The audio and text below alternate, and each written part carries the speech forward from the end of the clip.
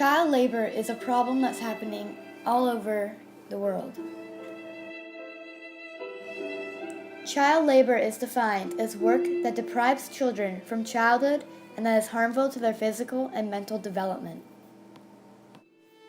Though it's important to point out that not all work done with children is classified as child labor.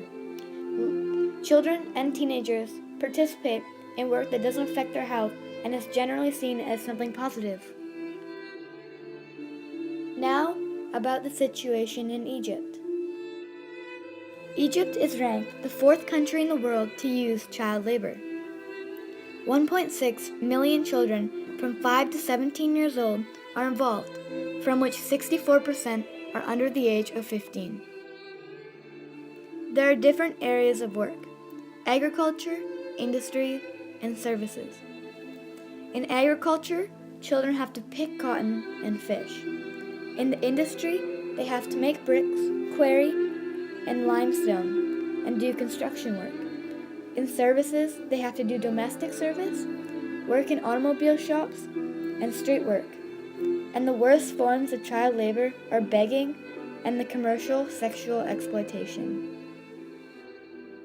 The conditions of these jobs are terrible. Most of them work in adverse and exhausting conditions.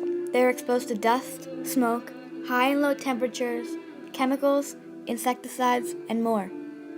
These conditions affect them a lot in their health. Now, why do children work? Well, the main reason for child labor is poverty.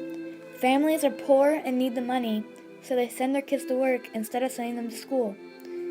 Working children usually come from large, low-income families, and the wages of the working children represent almost 1/4 of the household income. Also, 15% can't afford school, and not only children, but families also give a low value to education.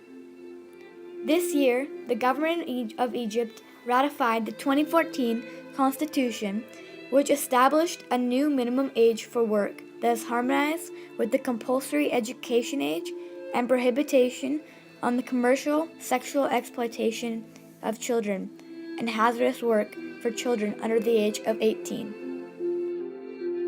Yet even with this new law, children continue to engage in child labor.